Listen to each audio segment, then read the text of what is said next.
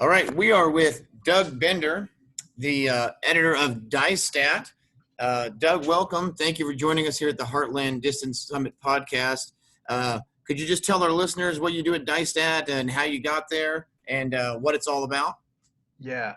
So I'm the editor of diestat.com, which was an early leader in providing track and field news at the high school level about 20 years ago when John Dye started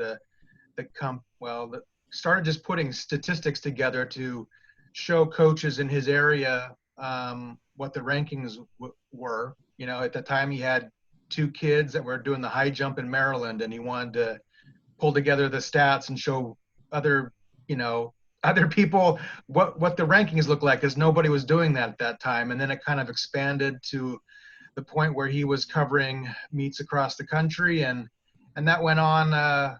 It was very influential for a number of years, I met John, I guess, during the mid 2000s, I guess, when I was working at the Oregonian in Portland. And at some point, DieStat became a property of ESPN for a couple of years, and I joined the team then. And then ESPN decided they didn't want to do high school sports platforms of any kind, so it got dumped. And then Runner Space now has been, the sort of the home for DieStat for the last, I guess, 8 years, and I've been the editor-in-chief for 7. So, now we're covering to the best we can with our limited staff. We try to cover all levels of the sport, high school, college, and pro. We're at a lot of, we're at events when there's events going on. Lately, we're doing a lot of interviews via Zoom. And we're trying to just keep people updated on what the fall looks like. I've spent about the last less than a day, I guess, but I've been trying to pull together an index of every college conference, what they're doing for the fall. And, it's kind of depressing sometimes when it's cancel. I would say, just based on what I've been through, I would say about 75% of colleges across the country have canceled fall sports or postponed them until 2021. So I know there's a few big conferences that have not done that or made a decision yet, but so when you say the vast majority have. Yeah. So when you say 75% of colleges, you mean like all levels? Talking about all colleges from D1 down to NAIA. The nature of your profession allows you a bird's eye view at what much of the country is doing in response to the pandemic. What trends are you noticing nationwide in the high school community for running? Well, I hate to say this, but it feels to me sometimes like politics are playing a role in what states are doing.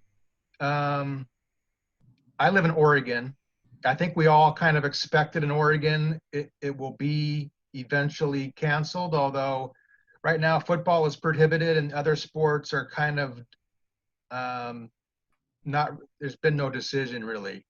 I kind of like what Illinois did yesterday, where they protected cross country and I think golf, and they pushed other things to the spring. I like that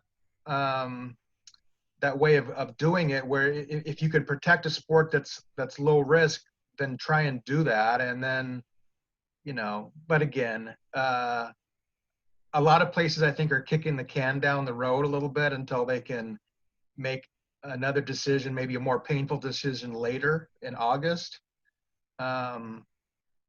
Does it seem like a lot of states are taking the approach of looking at each sport individually, or is the trend more that states are kind of it's all or nothing? Have you noticed anything going one way or the other? It's because there's no top-down sort of like policy about, okay, do it like this. It's forcing 51 states, if you include the DC, association, to make 51 different choices. And so it's really kind of a hodgepodge. In Ohio, they've decided that cross country is actually a contact sport. So they're going to lump that together with soccer and football. And in most other places, cross country is considered a low risk. And so, I was on a Zoom yesterday with Mark and Joan Hunter at Loudoun Valley in Virginia. Virginia this week has shoved all fall sports into 2021, and yet they were frantically trying to put a proposal together to keep cross country and golf alive in the fall, but it didn't seem like it gained any traction. I think in Virginia, decisions about football and the bigger team sports just sucked the whole thing in a different direction, without regard for cross country. So it's kind of state by state. Is there one state or the model that you've seen from states that, in your opinion, stands out above the rest? Like, this might be the best option. Have you seen anything like that? Well, I don't know I honestly don't know if I even have an opinion what the best option is. And that's definitely fair.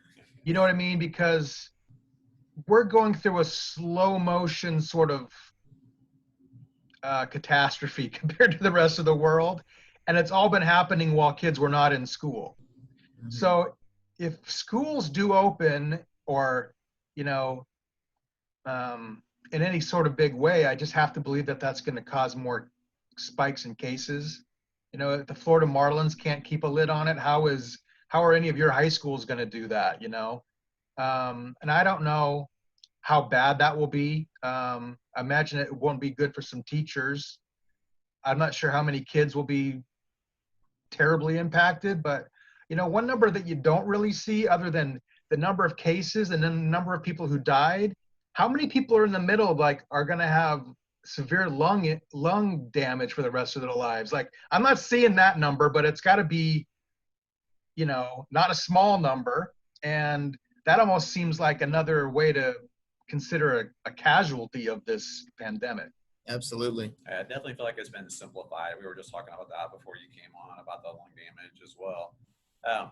You're talking to coaches every day and athletes and stuff. What kind of solutions are you hearing, or ideas are you hearing from coaches about just how they're running their teams during this time period? Because we're kind of all in the same boat too, where some of us are able to meet in person, some of us aren't able to meet in person. Right. So what kind of things are you hearing from coaches about how they're handling this time? Yeah. Maybe innovative type things they're doing, or philosophies or anything? Well, I can tell you, like I said, after talking to Mark and Joan Hunter in Virginia yesterday, that they are moving right into a club-oriented system. They're going to develop a club that includes athletes from their school and other surrounding schools, and they're going to create meets that they can do within the local guidelines. I think they believe that there's going to be other clubs popping up around Northern Virginia that they can race against. Now, they've got to figure out where are they going to do these races. Some of the places that they would normally have high school meets may not be available to them, so they're going to have to be creative. But they feel like that's the only way forward. Their athletes haven't raced since February, and they are bound and determined to find other things for them to do than time trials. So, I don't know if that's going to work in a lot of states. Yeah, I think here, I know, Chris, your school district would probably fire you if you were working with your kids after, instruction. We've been told nothing right now, and been threatened if we're trying to get with kids in person, there'll be consequences for that. And so, which is understandable. Right. So now, I don't think that they are actually teachers at their school. So that might have something to do with it, but they're obviously really successful, and they're looking for ways to not stay idle. Right. Are you hearing anything about how people are feeling about their numbers and team motivations or things like that? I haven't heard too much about whether kids are losing interest. I do know that in a place like in New Mexico, for instance, they've moved soccer and football into 2021, but they're going to move ahead with cross country and golf this fall. But there'll be no overnight travel.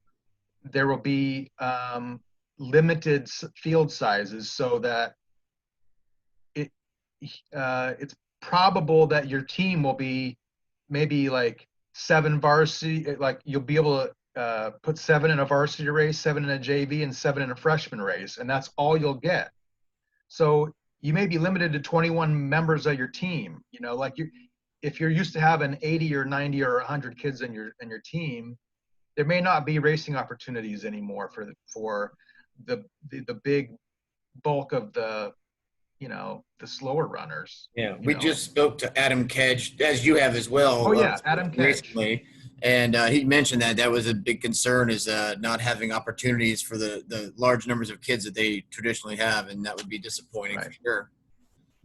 Now, some of them may still like to just have something to do in the afternoons and train, but yeah, they probably won't get a chance to actually be in a real race.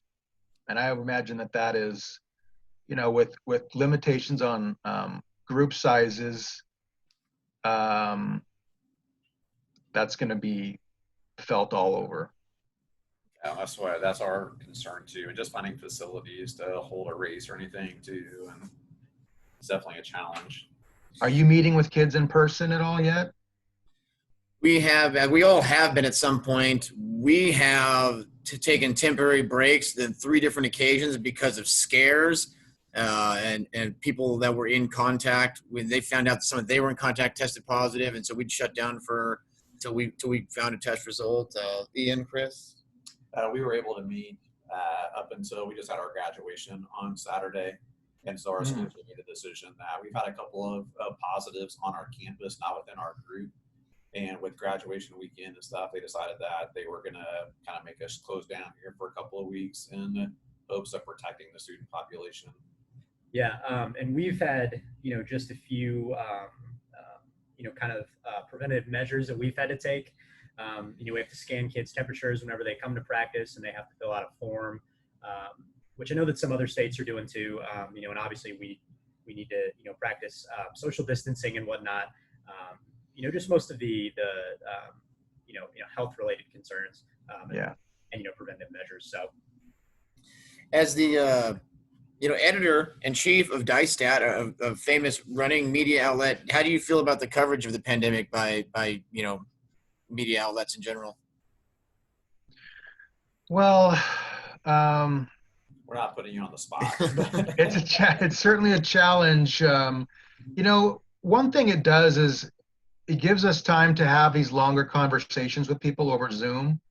I have actually been to a few of these little secret meets, around Oregon. Like I saw Shelby Houlihan and Kersha Schweitzer run under the American record in the 5,000. I was the only media person there, and yet I wasn't allowed to talk to them after it was over. Oh, wow. Then I went to this one that was out in the woods where Pete Julian's group with Craig Engels and Donovan Brazier and all those people were running, which was a little bit, I liked it a little better because there was more than one team there and there was actual racing. It wasn't all time trialing against the clock. But, certainly I'd rather focus, I think, on the bigger high school issue and how reopening is going to happen. I think it's just more important. And all I really do is every couple of days, I run through, I go to all 50 states athletic association to see if there's updates, who's delaying it, who's got a meeting scheduled next week to talk about it. Like, just try to stay up on all of that. I honestly haven't spent a lot of other time reviewing what other outlets are doing, but I just try to stay focused on what we've got, and we're trying to keep a steady flow of feature content and news coming, even though, like, I don't know what we're doing in the fall. Like, if there'll be some cross country to cover, but not a lot. We joked recently about the irony of if cross country is one of the only sports, it might put a bigger spotlight on it. But then the irony being no fans might be allowed. So kind of bummer there. Sticking with covering high school sports, can you just speak to us generally about covering high school sports and what defines it, what's the focus, and what do you really enjoy the most about it? I'm fortunate in that I get to see and interact with some of the most amazing high school kids in America because, I'm at New Balance Nationals, I'm at NXN, I'm at Foot Locker, I'm at the Milrose games. All of those things where the best of the best show up. And so that's a lot of fun to see, the cream of the crop. And just to see how, there's a certain purity and passion at that level that starts to dissipate a little bit. I think even when you get to college, let alone pro, where the motivations are completely different. But when you see, when you see young people that are just realizing who they can be and that they have enormous talents and are in the middle of enjoying all that. I mean, it's a beautiful thing. Since you've covered all levels of the sport, has covering the higher levels impacted the way that you cover the high school sport? I don't think so. I think we try to treat high school athletes the way that they ought to be treated, and there's certainly a little more scrutiny or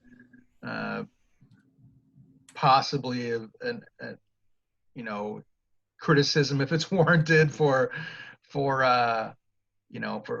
pros or I would say about college, but it's certainly more of a bigger business there, and a lot more power involved, and so I think you treat them a little bit differently for just what they are.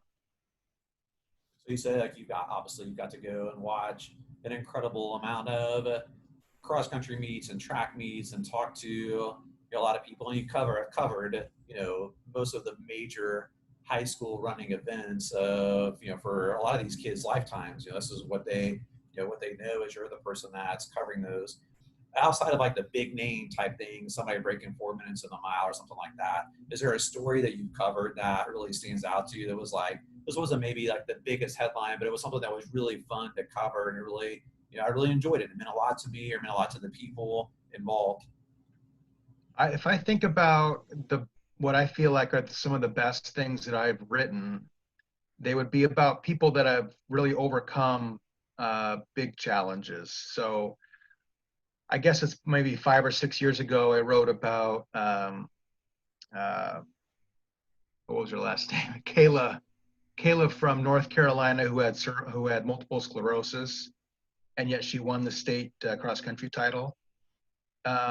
And they would have to catch her at the finish line because her legs would just give out. So, Kayla Montgomery. So I wrote that one, and then a few months go by, and all of a sudden the New York Times wants to write about it, and maybe it starts to not become my story anymore. But Wasn't that an E60 feature also? What's that? Wasn't that an E60 feature? Yeah, it was. It was. And the same with Mikey Brannigan is one of the autistic runner from Northport. I mean, I love that kid. I love his family, and I think that he's just like a shining light in a world where so many families struggle with kids on the spectrum, and I'm always, even though he's now 24, 20. I don't know how old he is, 23, 24. Yeah. Justin, his story is just ongoing. What's his life going to be like? It's fascinating to me. Justin and I were at Brooks PR the year that he ran there. Oh, yeah. You see his interaction with the crowd and everything. He was super Yeah. inspirational. We wanted to ask you about this book that you Oh, wrote. yeah, you got one of those? Hey, great. Incredible book. So it's called Coaching Cross Country Successfully with Pat Tyson, and you co-authored it.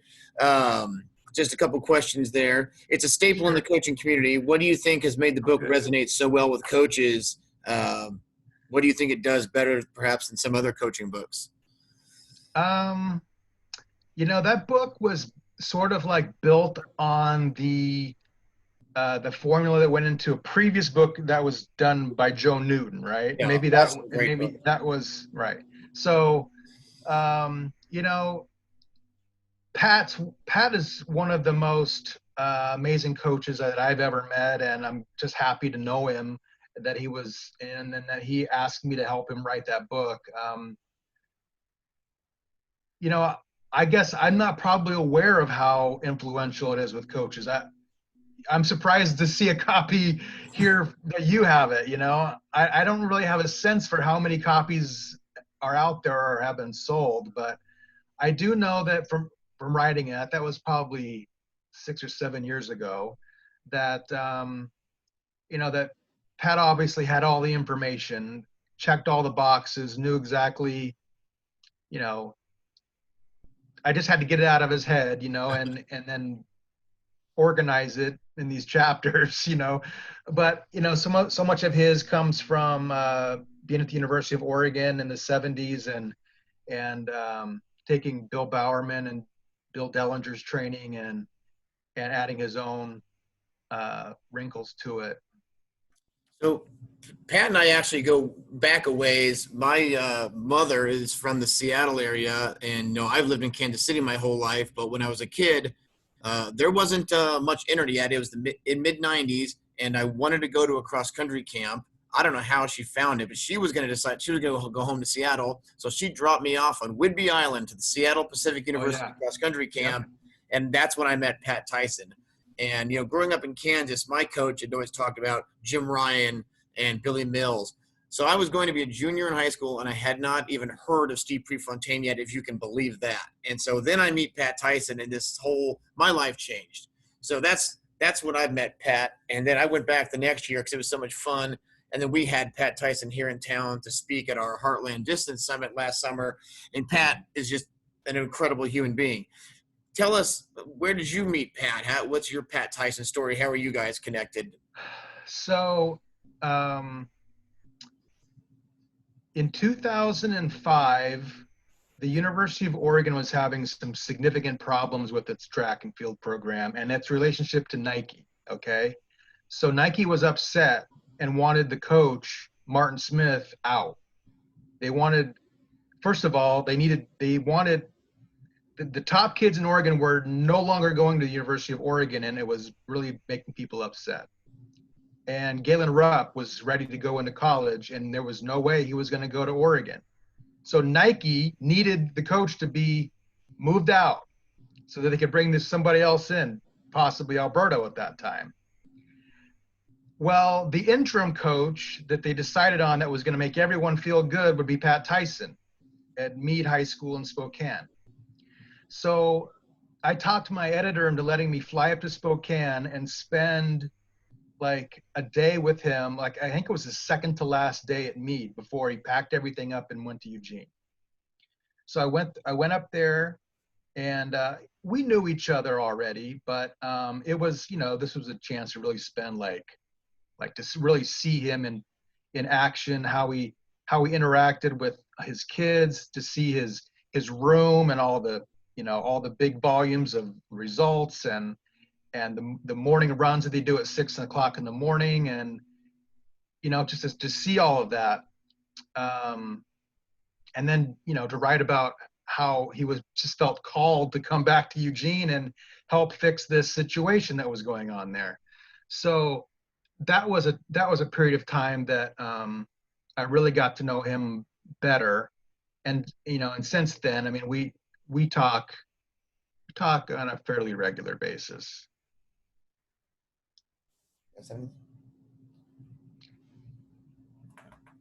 All He's right. just one of those special people that makes you, if you're with him, he makes you feel like you're so like special and he can focus on you. And I know that he can talk to a whole room of people and do that. It's a skill that he has. And in any summer he would be going from camp to camp to camp and making everyone feel great. So motivating and inspiring. And he can't do that this summer because just about every camp out there has been canceled. Yeah, he's a special guy. That had to be a lot of fun working with him. How much time did you guys spend together putting that book together? What did that process look like? Yeah, I think that took probably, I want to say it was less than a year, maybe like 9 months or so. Um, and I think I made one more trip up to Spokane to help get the ball rolling, um, where we could, really just, I could interview him and get a lot of information at once. But a lot of it was also done over the phone late at night, some nights where it'd be like, okay, Pat, like, I'm calling you at 10 o'clock tonight. We're going to talk about callousing, for an hour. And I'm going to record all that and get the information and type that one up. And then, we would just move from subject to subject once we had kind of the outline. And, then we had to go back and forth a bit with the publisher over edits and things. It takes a little while to get that all buttoned up. Well, Doug, we're in what we call the home stretch, the final run here of this podcast. So, some quick questions, short answers. What's the greatest performance in track and field or cross country that you have ever witnessed in person, of any level? In track and field or cross country, I saw Alan Webb run 3:53 in the mile. Yeah, that would do it. That's a good one. What show did you binge watch during the summer of COVID?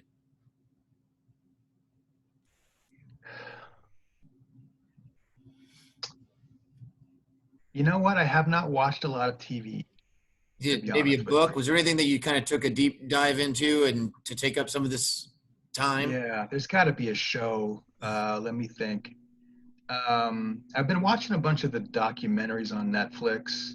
I just watched one earlier this week about Bob Dylan that thought it was kind of cool. I didn't know if I liked him or not, but I did. All right, so the verdict is you do like Bob Dylan? Yeah, I was like, if you hear over and over what a great poet and genius he is and all this, and sometimes you're like, I'm not sure I get it. And then I kind of did. I kind of got it. That's awesome. So from watching and working in track and field, one of the things that, from the high school level all the way up to the professional level, one of the conversations is always about how do we attract to a larger mainstream type of audience. And so if you were in charge and you could say, here's how we're going to make this appeal to a larger audience, what are some changes you would make? It's a good question. What changes would I make? I certainly would try to have, I don't like that in the summertime, usually all the good athletes go to Europe, right? I would think you have to develop domestic track and field in the summer that people want to go watch. Now that's probably like, a Prefontaine Classic kind of a model where it's 2 hours, it's high quality, it's boom, boom, boom. There's no 15-minute gaps between races. It doesn't take all day, and it's people that you want to see. So, I'm not sure if there's a financial model that really supports all of that, but even a Diamond League didn't really work out well in New York City. So finding the right places to do that, I think it has to be possible. There's so many good athletes, so many attractive athletes right now, especially, young ones that are coming up and they're the best in the world. Your Michael Normans, Sydney McLaughlin's, they need to be seen by more of the public. And they're just, they're not this year, but people need to see them in person to get them, to understand them. So that's, I think that's would be my suggestion is, you got to create meets that are meaningful in the United States in the summertime. So then, Doug, this will be a much easier question to answer, I think. You've been able to work in a sort of, cover a lot of different states, a lot of different, state championships. What is the correct name for the state championships? Should it be called state or states? Oh, I would always call it the state championships, but I know that different places call it different things. Yeah, that's just one of our goofy questions. We have state and states, strides or striders, just things like that. Sometimes the language in our sport gets changed regionally and geographically. So anyway, it was a pleasure talking to you today. Thank you for sharing your time and your insight and all your information about our sport. And we wish you the very best. And thanks for being with us today. It's been my pleasure. Thank you for having me. Thanks.